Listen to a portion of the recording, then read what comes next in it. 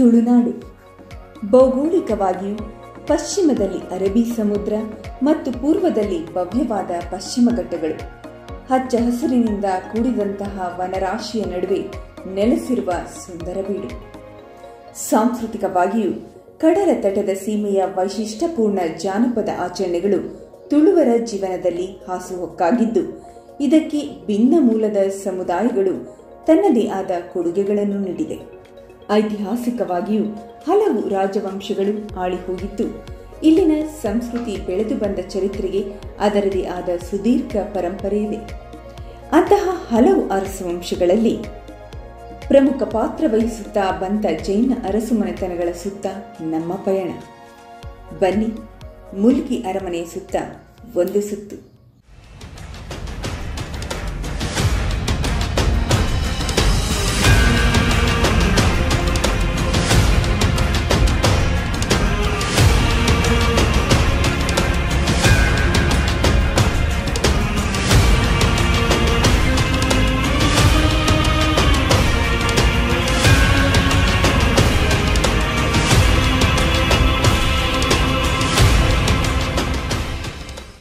ಕರಾವಳಿ ಸೀಮೆ ಅನೇಕ ಅರಸುಮನೆತನಗಳ ಪರಿಚಯವನ್ನು ನಾವು ಮಾಡಿಕೊಡ್ತಾ ಬಂದಿದ್ದೇವೆ.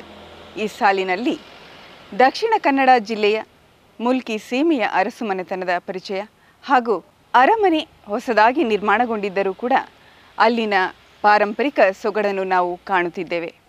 ದುಗ್ಗಣ್ಣ ಸಾವಂತ ಅರಸರು. ಇಲ್ಲಿ ನಡೆದುಕೊಂಡು ಬಂದಿರುವ ಹಲವು ಸಂಪ್ರದಾಯಗಳಾದ ಭೂತಾರಾಧನೆ, ನಾಗಾರಾಧನೆ, ಕಂಬಳ ಹಾಗೂ ಅನೇಕ ಕಲೆ ಮತ್ತು ಸಂಸ್ಕೃತಿ ಉಳಿಸಿ ಬೆಳೆಸಿಕೊಂಡು ಹೋಗುತ್ತಿರುವ ಸಾವಂತರು. ಮುಲ್ಕಿ ಸೀಮೆಯ ಎಲ್ಲ ಮಗಣಿಗಳು, ಎಲ್ಲ ದೇವಾಲಯಗಳ ಬಸದಿಗಳ ನಿತ್ಯ ಪೂಜೆ ಹಾಗೂ ಜಾತ್ರೆಗಳಲ್ಲಿ, ನೇಮೋತ್ಸವಗಳಲ್ಲಿ ಎಲ್ಲವೂ ಇವರ ಮುಂದಾಳತ್ವದಲ್ಲೇ ನಡೆಯುವುದಲ್ಲದೆ ಇಂದಿಗೂ ಸೀಮೆಯ ಜನಪ್ರಿಯ ದಣಿಯಾಗಿ ಇವರ ಅಣತಿಯಂತೆ ಜನರು ಗೌರವದಿಂದ ನಡೆಯುತ್ತಾರೆ. ಸುಮಾರು 800 ವರ್ಷಗಳ ಹಿಂದೆ ಅರಸು ಮನೆತನದ ಕುರುಹಾಗಿ ಇದ್ದ ಮುಲ್ಕಿ ಅರಮನೆ ನಶಿಸಿ ಹೋದರೂ ಕೂಡ ಅದೇ ಜಾಗದಲ್ಲಿ ಮಾದರಿ ಅರಮನೆಯನ್ನು ನಿರ್ಮಿಸಿ ಪರಂಪರೆಯಿಂದ ಬಂದ ಅರಸು ಪೀಠಕ್ಕೆ ಗೌರವಯುತ ಸ್ಥಾನ ದೊರಕಿದೆ. ಪಟ್ಟದ ಕತ್ತಿಗೆ ಗತ್ತು ಬಂದಿದೆ. ಮತ್ತೊಮ್ಮೆ ಇತಿಹಾಸಕ್ಕೆ ಜೀವ ತುಂಬುವ ಮಹತ್ ಕಾರ್ಯವಾಗಿದೆ. 800 ವರ್ಷಗಳಿಂದ ಒಬ್ಬರಿಂದ ಒಬ್ಬರ ಕೈಗೆ ಬಂದಂತಹ ಮುದ್ರೆ ಉಂಗುರ ಅವರ ಕೈಯಲ್ಲಿ ಯಾವಾಗಲೂ ಅಲಂಕೃತವಾಗಿರುತ್ತದೆ. ಈ ಎಲ್ಲ ವಿಷಯಗಳ ಬಗ್ಗೆ, ಇತಿಹಾಸದ ಬಗ್ಗೆ ಅವರನ್ನು ನಮ್ಮ ತಂಡ ಮಾತನಾಡಿಸಿದಾಗ ಅನೇಕ ಸಂಗತಿಗಳು ತೆರೆದುಕೊಳ್ಳುತ್ತಾ ಹೋಯಿತು. ಹೆಸರಾಂತ ಜೈನ ಅರಸು ಮನೆತನಗಳಲ್ಲಿ ಒಂದಾದ ಮುಲ್ಕಿ ಸೀಮೆಯ ಅರಸರಾದ ಶ್ರೀಯುತ ದುಗ್ಗಣ್ಣ ಸಾವಂತ ಅರಸರು ನಮ್ಮೊಂದಿಗಿದ್ದಾರೆ. ಜೈ ಜಿನೇಂದ್ರ. ದುಗ್ಗಣ್ಣ ಸಾವಂತ ಅರಸರು, ಈ ಹೆಸರು ನಿಮಗೆ ಹುಟ್ಟಿನಿಂದಲೇ ಬಂದಿರುವುದಾ ಅಥವಾ ಪಟ್ಟದ ಹೆಸರ ಎಂದು ನನಗೊಂದು ಕುತೂಹಲ. ಸಮಸ್ತ ವೀಕ್ಷಕ ಬಂಧುಗಳಿಗೆ ಜೈ ಜಿನೇಂದ್ರ. ಸಾವಂತ ಅರಸು ಮನೆತನಗಳಲ್ಲಿ ಸುಮಾರು 800 ವರ್ಷಗಳ ಇತಿಹಾಸ ನಮ್ಮದು. ಈ ಸಂದರ್ಭದಲ್ಲಿ ಇವತ್ತು 2008ರಲ್ಲಿ ನಾವು ಪಟ್ಟಾಭಿಷೇಕರಾಗಿದ್ದೇವೆ. ನಮ್ಮ ಮೂಲ ಹೆಸರು ಮಹಾವೀರ. ಪಟ್ಟಾಭಿಷೇಕ ಆದ ನಂತರ ನಮ್ಮ ಪಟ್ಟದ ಹೆಸರು ದುಗ್ಗಣ್ಣ ಸಾವಂತರು ಎಂಬುದಾಗಿ ಕರೆಯಲ್ಪಡುತ್ತದೆ. ಇದು ಶತಮಾನಗಳಿಂದ ಈ ರೀತಿಯ ಒಂದು ಪಟ್ಟದ ಹೆಸರಾಗಿ ಮುಂದುವರಿತಾ ಇದೆ. ಹೆಸರಿನೊಟ್ಟಿಗೆ ಬೇರೆ ಏನೆಲ್ಲ ನಿಮಗೆ ಪಟ್ಟದ ಕುರುಹಾಗಿ ಸಿಕ್ಕಿದೆ, ಹಾಗೆ ಪಟ್ಟ ಏರುವ ಸಂದರ್ಭದಲ್ಲಿ ನಡೆಯುವ ಸಂಪ್ರದಾಯಗಳ ಬಗ್ಗೆ ನಮಗೆ ತಿಳಿಸಿಕೊಡಿ.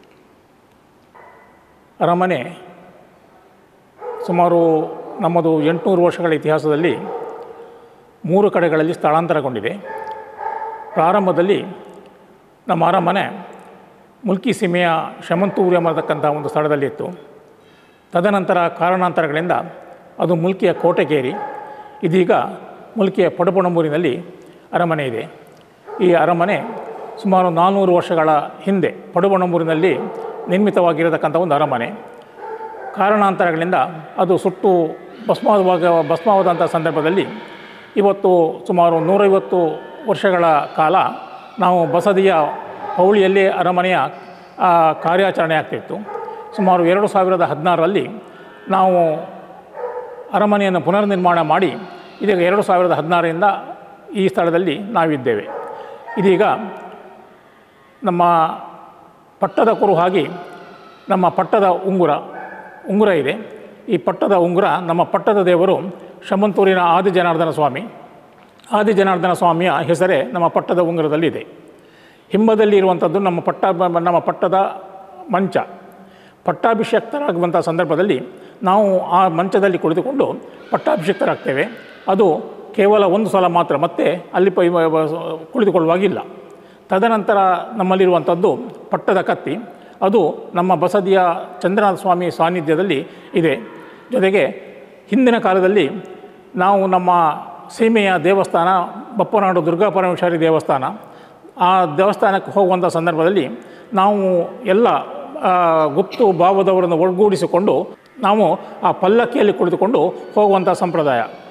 ಹಾಗಾಗಿ ಇವತ್ತು ಪಟ್ಟದ ಉಂಗುರ ಇದೆ, ಪಟ್ಟದ ಮಂಚ ಇದೆ, ಪಟ್ಟದ ಕತ್ತಿ ಇದೆ, ಪಟ್ಟದ ಪಲ್ಲಕ್ಕಿ ಇದೆ. ಈ 4 ಕುರುಹುಗಳು ಇವತ್ತು ನಮ್ಮ ಕಣ್ಣು ಮುಂದೆ ಕಾಣ್ತಾ ಇದೆ. ಮುಂದಕ್ಕೆ ಎದುರಿನಲ್ಲಿ ಇರತಕ್ಕಂಥ ಒಂದು ಧರ್ಮಚಾವಡಿ. ಹಿಂದಿನ ಕಾಲದಲ್ಲಿ ನ್ಯಾಯ ತೀರ್ಮಾನ ಅಲ್ಲಿ ಆಗ್ತಾಯಿತ್ತು. ಅಲ್ಲಿ ನಮ್ಮ ಪಟ್ಟದ ಒಂದು ಸಿಂಹಾಸನ ಇದೆ. ಇವತ್ತು ಕಂಬಳ ಮತ್ತು ಬೇರೆ ಕಡೆಯಲ್ಲಿ ಬೇರೆ ಬೇರೆ ರೀತಿಯ ನ್ಯಾಯ ಪಂಚಾಯತಿಗೆ ಆಗುವಂಥ ಸಂದರ್ಭದಲ್ಲಿ ಆ ಮಂಚದಲ್ಲಿ ಕುಳಿತು ಆ ಸಿಂಹಾಸನದಲ್ಲಿ ಕುಳಿತುಕೊಂಡು ನಾವು ನ್ಯಾಯ ತೀರ್ಮಾನ ಮಾಡುವಂಥದ್ದು ಸಂಪ್ರದಾಯ ಇವತ್ತು ಕೂಡ ನಡ್ಕೊಂಡು ಬರ್ತಾ ಇದೆ. ಇನ್ನು ಇಲ್ಲಿನ ಇತಿಹಾಸವನ್ನು ನಿಮ್ಮಿಂದಲೇ ತಿಳಿದುಕೊಳ್ಳಬೇಕು ಎಂದು ಕಾತುರರಾಗಿದ್ದೇವೆ. ತುಳುನಾಡಿನ ಅರಸು ಮನೆತನಗಳಲ್ಲಿ ನಮ್ಮದು ಸಾವಂತ ಅರಸು ಮನೆತನಗಳು ಕೂಡ ಒಂದು. ನಮ್ಮ ಮೂಲ ಅರಸು ಪರಂಪರೆ ಪ್ರಾರಂಭವಾದದ್ದು ಶಮಂತೂರಿನಲ್ಲಿ ಸುಮಾರು 1300ರ ಶತಕದಲ್ಲಿ. ಅಲ್ಲಿ ಸುಮಾರು 400 ವರ್ಷಗಳ ಕಾಲ ಅರಸು ಪರಂಪರೆ ಆಡಳಿತ ನಡೀತಾ ಇತ್ತು. ನಮ್ಮ ಪಟ್ಟದ ದೇವರು ಶಮಂತೂರಿನ ಶ್ರೀ ಆದಿಜನಾರ್ದನ ಸ್ವಾಮಿ ದೇವರು. 400 ವರ್ಷಗಳ ನಂತರ ಕಾರಣಾಂತರಗಳಿಂದ ಕೆಲವೊಂದು ಕಾರಣಗಳಿಗಾಗಿ ನಾವು ನಮ್ಮ ರಾಜಧಾನಿ ಶಮಂತೂರಿನಿಂದ ಮುಲ್ಕಿಯ ಕೋಟೆಕೇರಿಗೆ ಸ್ಥಳಾಂತರಗೊಂಡೆವು.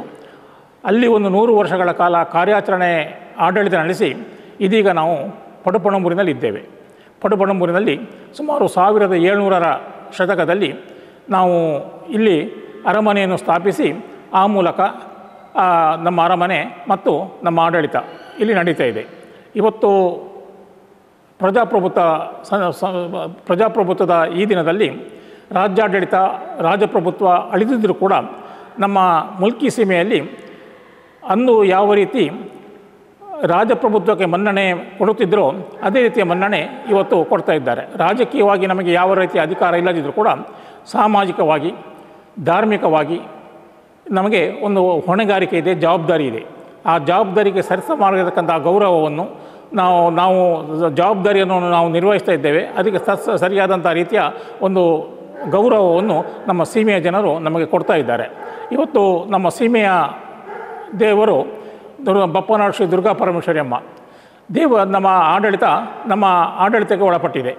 ಜೊತೆಗೆ ಈ ಪ್ರತಿಯೊಂದು ಸಂಪ್ರದಾಯಗಳು ಕೂಡ ಇವತ್ತು ಸಂಪ್ರದಾಯಬದ್ಧವಾಗಿ ನಡೆಯುವಂತಹ ಒಂದು ರಾಜ ಮರ್ಯಾದೆ ಆ ದೇವಸ್ಥಾನದಲ್ಲಿ ನಮಗೆ ಸಿಗ್ತಾ ಇದೆ. ಜೊತೆಗೆ ಇವತ್ತು ನಮ್ಮ ಅರಸು ಕಂಬಳ ಅಂತ ಹೇಳುವಂಥದ್ದು, ಇದಕ್ಕೂ 400 ವರ್ಷಗಳ ಇತಿಹಾಸ ಇದೆ. ಅಂದು ನಡ್ಕೊಂಡು ಬಂದಂತಹ ಒಂದು ಅರಸು ಕಂಬಳ ಏನಿದೆ ಅದು ಇವತ್ತು ಕೂಡ ನಡೀತಾ ಇದೆ, ಅತಿ ವಿಜೃಂಭಣೆಯನ್ನು ನಡೀತಾ ಇದೆ. ಜೊತೆಗೆ ಪಟ್ಟಾಭಿಷೇಕ ಆಗುವಂಥ ಸಂದರ್ಭದಲ್ಲಿ ನಮ್ಮ ಸಂಪ್ರದಾಯ ಅರಸರನ್ನು ಇವತ್ತು ನಮ್ಮ ಮುಲ್ಕಿ ಸೀಮೆಯಲ್ಲಿ ಎಲ್ಲ ಜನಾಂಗದ ಎಲ್ಲ ವರ್ಗಗಳ ಜನರಿಗೆ ಸಮಾನವಾಗಿರತಕ್ಕಂಥ ಗೌರವ ಮತ್ತು ಸ್ಥಾನಮಾನಗಳನ್ನು ಕೊಡ್ತಾ ಇರುವಂಥದ್ದು ನಡ್ಕೊಂಡು ಬಂದಿದೆ. ಆ ಪ್ರಕಾರವಾಗಿ ಇವತ್ತು ಅರಸರು ಜೈನರಾಗಿದ್ದರೂ ಕೂಡ ಆ ಪಟ್ಟಾಭಿಷೇಕ ಆಗುವಂಥ ಸಂದರ್ಭದಲ್ಲಿ ಸಮಾಜದ ಎಲ್ಲ ಜಾತಿಯವರಿಗೂ ಎಲ್ಲ ಸಮುದಾಯದವರಿಗೂ ಕೂಡ ಸಮಾನವಾಗಿರತಕ್ಕಂಥ ಜವಾಬ್ದಾರಿ ಮತ್ತು ಮರ್ಯಾದೆಯನ್ನು ಕೊಡುವಂಥ ಒಂದು ಸಂಪ್ರದಾಯ ಅಂದಿನಿಂದ ಇವತ್ತು ನಡೆದುಕೊಂಡು ಬಂದಿದೆ. ಇನ್ನು ನಮ್ಮ ಕಂಬಳದ ವಿಚಾರವಾಗಿ ಹೇಳುತ್ತಿದ್ದರೆ, ನಾವು ಕಂಬಳ ನಡೆಸ್ತಾ ಇದ್ದೇವೆ, ಆದರೆ ಕಂಬಳ ನಾವು ನೋಡುವಂತಿಲ್ಲ. ಕಂಬಳ ನಡೆಸ್ತಾ ಇದ್ದೇವೆ, ಕಂಬಳ ಮುಗಿಯುವ ತನಕ ನಾವು ಉಪವಾಸ. ಇದಕ್ಕೆ ಕಾರಣ ಏನು ಅಂತ ಹೇಳಿದರೆ, ನಾವು ಧಾರ್ಮಿಕವಾಗಿ ಜೈನರು, ಅಹಿಂಸಾವಾದಿಗಳು. ಕಂಬಳ ಅಂತ ಹೇಳುವಂಥದ್ದು ಏನಿದೆ ಅದು ಹಿಂಸೆಗೆ ಒಂದು ರೀತಿಯ ಪ್ರಚೋದನೆ ಕೊಡುವಂಥ ಒಂದು ಕ್ರೀಡೆ. ಆದರೆ ರಾಜಪ್ರಭುತ್ವದಲ್ಲಿ ಕಂಬಳ ಅಂತ ಹೇಳುವಂಥದ್ದು ಜನರಿಗೆ ಮನೋರಂಜನೆ ಕೊಡುವಂಥ ಒಂದು ಕ್ರೀಡೆ ಆದ್ದರಿಂದ ಜನರ ಮನರಂಜನೆಗೆ ನಾವು ಚ್ಯುತಿ ತರಬಾರ್ದು ಎನ್ನತಕ್ಕಂಥ ದೃಷ್ಟಿಯಲ್ಲಿ ನಾವು ಕಂಬಳವನ್ನು ನಡೆಸುತ್ತೇವೆ. ಆದರೆ ಅಲ್ಲಿ ಧರ್ಮದ ಚ್ಯುತಿ ಬರಬಾರದು ಎನ್ನತಕ್ಕಂಥ ದೃಷ್ಟಿಯಲ್ಲಿ ನಾವು ಅದಕ್ಕೆ ಪ್ರಾಯಶ್ಚಿತ್ತ ರೂಪದಲ್ಲಿ ಕಂಬಳವನ್ನು ನೋಡುವುದಿಲ್ಲ.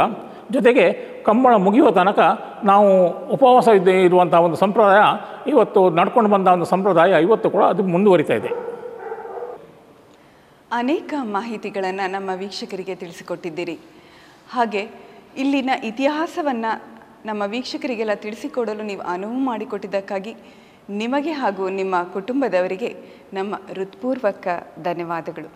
ಸುಮಾರು 8 ಶತಮಾನಗಳ ಇತಿಹಾಸವುಳ್ಳಂತಹ ನಮ್ಮ ಸಾವಂತ ಅರಸು ಮನೆತನದಲ್ಲಿ ವಿವಿಧ ರೀತಿಯ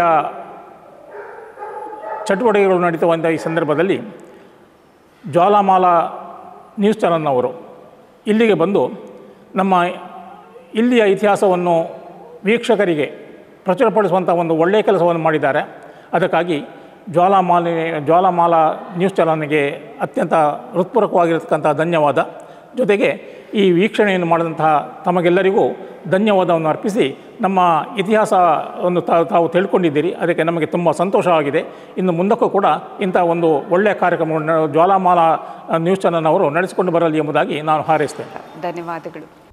ಅರಸು ದಂಪತಿಗಳಿಗೆ 2 ಮಕ್ಕಳಿದ್ದು ಪುತ್ರಿ ರಕ್ಷಾ ಮುಲ್ಕಿಯವರು ಮಂಗಳೂರಿನಲ್ಲಿದ್ದಾರೆ. ಅವರ ಸುಪುತ್ರ ಅರಸು ವಂಶದ ಕುಡಿಯಾಗಿ ಕೃಷಿಕನಾಗಿಯೂ ಯಶಸ್ವಿ ಉದ್ಯಮಿಯಾಗಿಯೂ ಅರಸನಾಗಿಯೂ ಸರ್ವಧರ್ಮೀಯರಲ್ಲಿ ಸೌಹಾರ್ದಯುತವಾಗಿ ಅವರ ಒಂದು ವೆಲ್ಫೇರ್ ಟ್ರಸ್ಟ್ನ ಅಡಿಯಲ್ಲಿ ಸಮಾಜಮುಖಿ ಕೆಲಸಗಳಲ್ಲಿ ತೊಡಗಿದ್ದಾರೆ. ಅಲ್ಲದೆ ಧಾರ್ಮಿಕವಾಗಿಯೂ ಸೀಮೆಗೆ ಸೇರಿದ ಬಸದಿಗಳ ಜೀರ್ಣೋದ್ಧಾರ ಕಾರ್ಯ ಹಾಗೂ ಅಂತಹ ಹಲವು ಧರ್ಮ ಕಾರ್ಯಗಳಲ್ಲಿ ತಮ್ಮನ್ನು ತಾವು ತೊಡಗಿಸಿಕೊಂಡಿದ್ದಾರೆ. ಪ್ರಮುಖವಾಗಿ ಹೇಳಬೇಕೆಂದರೆ ಅರಮನೆಯ ನಿರ್ಮಾಣ ಹಾಗೂ ಅಲ್ಲಿನ ಪ್ರತಿಯೊಂದು ಯಶೋಗಾಥೆಯಲ್ಲೂ ಕೂಡ ಅರಸರ ಜೊತೆಯಾಗಿದ್ದಾರೆ. ಸ್ವತಃ ದುಗ್ಗಣ್ಣ ಸಾವಂತ ಅರಸರಿಂದ ಇಲ್ಲಿನ ಇತಿಹಾಸದ ಪರಿಚಯ ನಮಗಾಗಿದೆ. ಈಗ ಅವರ ಪುತ್ರ ಗೌತಮ್ ಅವರು ನಮ್ಮೊಂದಿಗಿದ್ದಾರೆ. ಅವರಿಂದ ಅರಮನೆಯ ವೈವಿಧ್ಯತೆಗಳ ಪರಿಚಯವನ್ನ ಅವರು ಮಾಡಿಕೊಡಲಿದ್ದಾರೆ. ಸರ್ವರಿಗೂ ನಮಸ್ಕಾರ. ಇವತ್ತು ವಿಶೇಷವಾಗಿ ಮುಲ್ಕಿ ಅರಮನೆಯ ಪರಿಚಯದ ಬಗ್ಗೆ. ಇದು ಮುಲ್ಕಿ ಅರಮನೆಯ ಒಂದು ಕೇಂದ್ರ ಸ್ಥಾನ ಅಂತ ಹೇಳ್ಬೋದು. ನಮ್ಮ ಮುಲ್ಕಿ ಅರಮನೆ ಧರ್ಮಚಾವಡಿ. ಈ ಧರ್ಮಚಾವಡಿಯ ವಿಶೇಷತೆ ಏನು ಅಂತ ಕೇಳಿದರೆ, ಮೊದಲಿನ ಕಾಲದಲ್ಲಿ ನ್ಯಾಯ ಪಂಚಾಯತಿಗೆ ಆಗುವಂಥದ್ದು ಕ್ರಮ ಇತ್ತು. ನಮ್ಮ ಮುಲ್ಕಿಯಲ್ಲಿ ಇವತ್ತಿಗೂ ಕೂಡ ಅಂತಹ ಒಂದು ನ್ಯಾಯ ಪಂಚಾಯತಿಗೆ ಆಗುವ ಸ್ಥಳ ಅಂತ ಹೇಳಿದರೆ ಈ ಧರ್ಮಚಾವಡಿ. ಈ ನಮ್ಮ ಗ್ರಾಮದಲ್ಲಿ ಯಾವುದಾದ್ರೂ ಏನಾದರೂ ಕಾಂಪ್ಲಿಕೇಶನ್ ಬಂತು ಅಂತಾದರೆ ಇಲ್ಲಿ ಬಂದು ನನ್ನ ತಂದೆಯವರ ಹತ್ರ ನ್ಯಾಯ ಕೇಳ್ತಾರೆ. ನನ್ನ ತಂದೆಯವರು ಅದಕ್ಕೆ ಸರಿಯಾದಂತಹ ಸೂಕ್ತ ಮಾರ್ಗವನ್ನು ತೋರಿಸ್ತಾರೆ. ಹಾಗೆ ನಡ್ಕೊಂಡು ಬರ್ತಾ ಇರ್ತದೆ. ಎಲ್ಲಿಯಾದರೂ ಪ್ರಾಬ್ಲಮ್ ಸಾಲ್ವ್ ಆಗದಿದ್ದರೆ ಮಾತ್ರ ಇಲ್ಲಿ ನೆಕ್ಸ್ಟ್ ಪೊಲೀಸ್ ಸ್ಟೇಷನ್ ಹೋಗುವಂಥದ್ದು ಅಂಥದ್ದು ಕ್ರಮ ಇವತ್ತಿಗೂ ಕೂಡ ನಡೀತಾ ಇದೆ. ಮತ್ತೊಂದು, ನಮ್ಮ ಮುಲ್ಕಿ ಸೀಮೆ ಅರಸು ಕಂಬಳ ಅಂತ ಹೇಳುವಂಥದ್ದು ಬಹಳ ಒಂದು ವಿಶೇಷವಾದಂತಹ ಕಂಬಳ, ಐತಿಹಾಸಿಕ ಕಂಬಳ. ಬಹುಶಃ ನಮ್ಮ ದಕ್ಷಿಣ ಕನ್ನಡ, ಉಡುಪಿ ಹಾಗೂ ಕಾಸರಗೋಡು ಜಿಲ್ಲೆಗಳಲ್ಲಿ ಒಂದು ಐತಿಹಾಸಿಕ ಕಂಬಳ ಅಂತ ಯಾವುದು ಅಂತ ಕೇಳಿದರೆ ಅದು ಮುಲ್ಕಿ ಸೀಮೆ ಅರಸು ಕಂಬಳ. ಆ ನಮ್ಮ ಕಂಬಳ, ಅರಸು ಕಂಬಳದ ವಿಶೇಷತೆ ಏನು ಅಂತ ಕೇಳಿದರೆ, ಇಲ್ಲಿ ಅರಸರು ಪೀಠಾರೋಹಣ ಆಗಿರ್ತಾರೆ. ಅವರು ಕಂಬಳ ಮುಗಿಯುವವರೆಗೂ ಕೂಡ ಉಪವಾಸ ಕೂತ್ಕೊಳ್ತಾರೆ. ಮೊದಲೆಲ್ಲ 1 ದಿವಸದಲ್ಲಿ ಕಂಬಳ ಆಗ್ತಿತ್ತು. ಈಗ 2 ದಿವಸ. ಕಂಬಳದ ಕೋಣಗಳ ಸಂಖ್ಯೆ ಜಾಸ್ತಿ ಆಗಿದೆ. 2 ದಿವಸ ಕಂಬಳ ನಡೀತದೆ. ಮತ್ತು ನಮ್ಮ ಅರಮನೆ ಇದು ಎದುರು ಕಾಣುವಂಥದ್ದು ನಮ್ಮ ಕಂಬಳದ ಗದ್ದೆ. ನಮ್ಮ ಅರಮನೆಯ ಕೋಣವೇ ಫಸ್ಟ್ ಕಂಬಳದಲ್ಲಿ ಇಳಿಬೇಕು. ಕಂಬಳ ಎಲ್ಲ ಆದ ಮೇಲೆ ನಮ್ಮ ಅರಮನೆಯ ಕೋಣವೇ ಇಳಿದು ಅದಕ್ಕೆ ಅಂತಿಮ ಘಟ್ಟಕ್ಕೆ ಬರ್ತದೆ. ಮತ್ತು ನಮ್ಮ ಕಂಬಳದ ಹಿನ್ನೆಲೆ ನಾಗಾರಾಧನೆ ಆಗಿರ್ಬೋದು, ಭೂತಾರಾಧನೆ ಆಗಿರ್ಬೋದು, ದೈವಾರಾಧನೆ ಮತ್ತು ಬಸದಿಗಳಲ್ಲಿ ಪೂಜೆ, ಇಂಥದ್ದೆಲ್ಲ ತುಂಬ ಕಟ್ಟುಕಟ್ಟಳೆಗಳನ್ನು ನಾವು ಪಾಲಿಸಬೇಕಾಗ್ತದೆ. ಹಾಗೆ ಅದೇ ನಮ್ಮ ಅರಸು ಕಂಬಳದ ವಿಶೇಷತೆ ಇಂಥದ್ದೆಲ್ಲ ತುಂಬ ವಿಭಿನ್ನ ವೈಶಿಷ್ಟ್ಯಗಳನ್ನು ಒಳಗೊಂಡಂಥ ಕಂಬಳ ನಮ್ಮ ಅರಸು ಕಂಬಳ. ಇನ್ನು ಮುಂದಕ್ಕೆ ನಮ್ಮ ಬಸದಿಯನ್ನು ತೋರಿಸುವುದಂತಾದರೆ,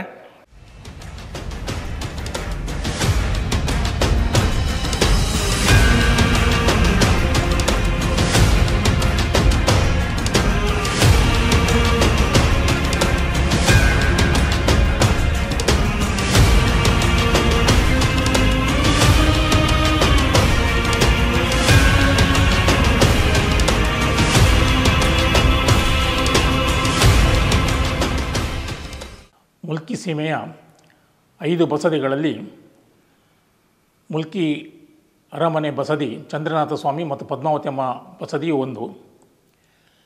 ಅರಮನೆ ಕೋಟೆಗೆ ಶಮಂತೂರು ಮತ್ತು ಕೋಟೆಗೇರಿಯಿಂದ ಸ್ಥಳಾಂತರಗೊಂಡು ಇಲ್ಲಿಗೆ ಬಂದ ಸಂದರ್ಭದಲ್ಲೇ ಈ ಬಸದಿಯ ನಿರ್ಮಾಣವಾಗಿದೆ. ಅರಮನೆಯ ಆವರಣದಲ್ಲಿ ಈ ಬಸದಿ ಇದೆ. ಸುಮಾರು 2008 ಸುಮಾರಿಗೆ 10 ಸುಮಾರಿಗೆ ಬಸದಿ ಸಂಪೂರ್ಣ ಶಿಥಿಲಾವಸ್ಥೆ ಇದ್ದ ಸಂದರ್ಭದಲ್ಲಿ ಇದನ್ನು ಪುನರ್ನಿರ್ಮಾಣ ಮತ್ತು ಜೀರ್ಣೋದ್ಧಾರಗೊಂಡು ಪಂಚಕಲ್ಯಾಣ ನಡೆದಿದೆ. ಇವತ್ತು ಮುಲ್ಕಿ ಸೀಮೆಯ ಜನ ಅರಮನೆಗೆ ಮತ್ತು ಜನರು ಈ ಅರಮನೆಯ ಮೇಲೆ ಎಷ್ಟು ಪ್ರೀತಿ ಮತ್ತು ಅಭಿಮಾನ ಇಟ್ಟುಕೊಂಡಿದ್ದಾರೆ ಎನ್ನುವುದಕ್ಕೆ ಒಂದು ಜ್ವಲಂತವಾಗಿರತಕ್ಕಂಥ ತೀರ್ಮಾನ ಅಂತ ಹೇಳಿದರೆ, ಈ ಬಸದಿ ನಿರ್ಮಾಣಗೊಂಡ ಸಂದರ್ಭದಲ್ಲಿ ಎಲ್ಲ ಸೀಮೆಯ ಎಲ್ಲ ಜನರು ಒಟ್ಟುಗೂಡಿ ಈ ಬಸದಿಯ ಜೀರ್ಣೋದ್ಧಾರದಲ್ಲಿ ಸಹಭಾಗಿಗಳಾಗಿದ್ದಾರೆ.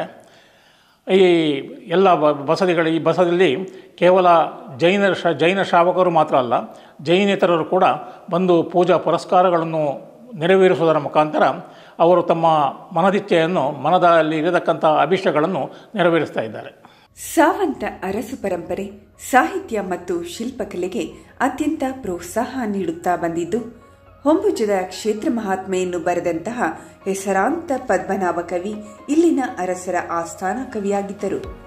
ಶಿಲ್ಪಕಲೆಗೆ ಒತ್ತು ನೀಡಿದ ಮನೆತನ ಇದಕ್ಕೆ ನಿದರ್ಶನವೆಂಬಂತೆ ಸೀಮೆಗೆ ಸೇರಿದ ಬಸದಿಗಳಲ್ಲಿ ಅರಮನೆ ಬಸದಿ ಇಲ್ಲಿನ ಹಿಂದಿನ ಬಸದಿ ಇದ್ದಂತಹ ಮಾದರಿಯಲ್ಲೇ ಇದೀಗ ಜೀರ್ಣೋದ್ಧಾರಗೊಂಡಿದ್ದು ಕಲ್ಲಿನಿಂದಲೇ ಅಲಂಕೃತಗೊಳಿಸಿದ್ದಾರೆ. ಬಸದಿಯ ಮೂಲಮೂರ್ತಿ ಚಂದ್ರನಾಥ ಸ್ವಾಮಿ. ಪದ್ಮಾವತಿ ಮಾತೆ ಕೂಡ ಪ್ರತಿನಿತ್ಯ ಇಲ್ಲಿ ಪೂಜಿತಳು. ಸೀಮೆಗೆ ಸೇರಿದ ಮತ್ತೊಂದು ಬಸದಿ ಬೈಲಂಗಡಿ ಬಸದಿ. ಅನಂತನಾಥ ಸ್ವಾಮಿಯ ಬಸದಿಗೆ ಯಾವುದೇ ನಿಖರವಾದ ಇತಿಹಾಸವಿಲ್ಲ.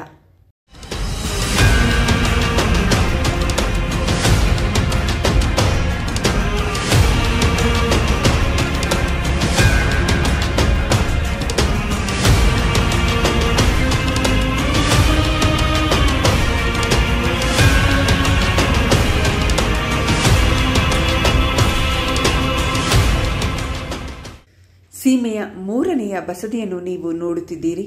ಮೇಗಿನ ಬಸದಿ ಎಂದು ಇದನ್ನು ಕರೆಯಲಾಗುತ್ತಿದ್ದು 1530ರ ಸುಮಾರಿಗೆ ನಿರ್ಮಾಣಗೊಂಡ ಇತಿಹಾಸವಿದ್ದು ಶಿಲಾಶಾಸನಗಳನ್ನು ಕಾಣಬಹುದು. ಇಲ್ಲಿನ ಮಾನಸ್ತಂಭ 32 ಅಡಿ ಎತ್ತರ ಹಾಗೂ ಇದರ ಕೆತ್ತನೆ ಬಹಳ ಮನೋಹಕವಾಗಿದ್ದು ಬಸದಿ ಶಿಲ್ಪಕಲಾ ಸೌಂದರ್ಯ ನೋಡುಗರ ಮನಸ್ಸನ್ನು ಸೂರೆಗೊಳ್ಳುತ್ತದೆ.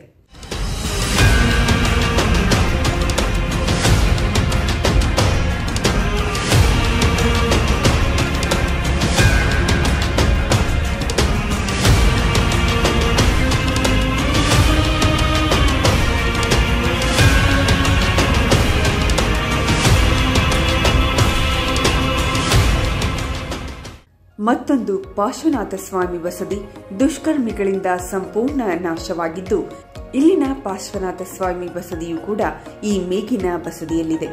ನಾಶವಾದ ಪಾರ್ಶ್ವನಾಥ ಸ್ವಾಮಿ ಬಸದಿಯನ್ನು ಜೀರ್ಣೋದ್ಧಾರಗೊಳಿಸುವ ಇಚ್ಛೆಯಿದ್ದು ಪ್ರಯತ್ನ ಕೂಡ ಸಾಗಿದೆ. ನಾವು ಇಂದಿಗೂ ಅರಮನೆಯ ಆವರಣದಲ್ಲಿ ಪರಂಪರೆಯಿಂದ ಉಪಯೋಗಿಸಲ್ಪಟ್ಟ ಅನೇಕ ವಸ್ತುಗಳನ್ನು ನೋಡಬಹುದು. ಇದು ಅರಸು ಪಟ್ಟದ ಮಂಚ.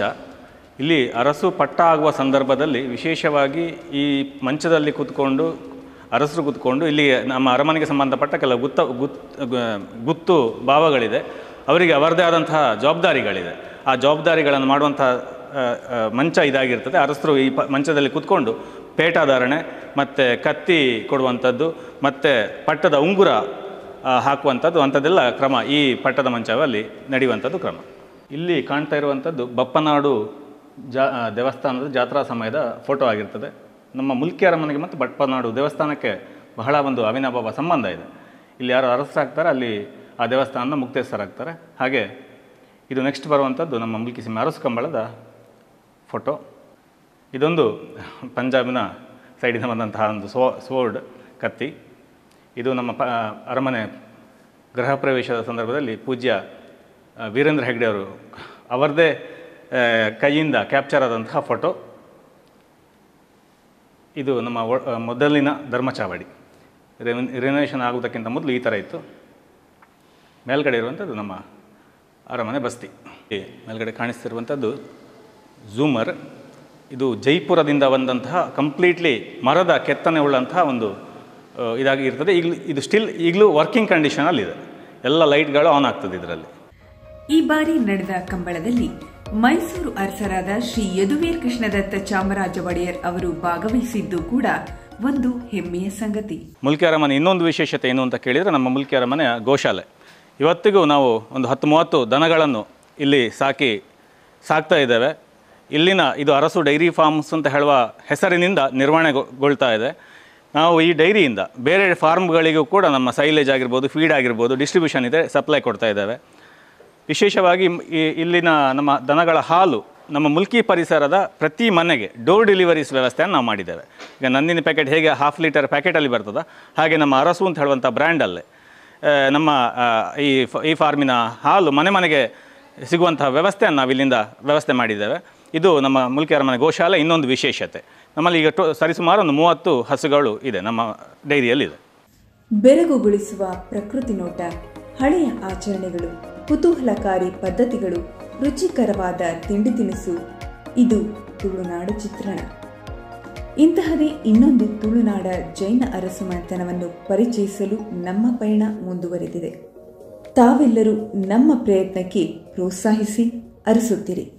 ಇಂತಹ ಅದ್ಭುತ ಕಾರ್ಯಕ್ರಮಗಳ ವೀಕ್ಷಣೆಗಾಗಿ ವೀಕ್ಷಿಸುತ್ತೀರಿ ಜ್ವಾಲಮಾಲಾ.ನ್ಯೂಸ್ ಹಾಗೂ ಮರೆಯದೆ ಸಬ್ಸ್ಕ್ರೈಬ್ ಆಗಿ ಜ್ವಾಲಮಾಲಾ ನ್ಯೂಸ್ ಯೂಟ್ಯೂಬ್ ಚಾನಲ್.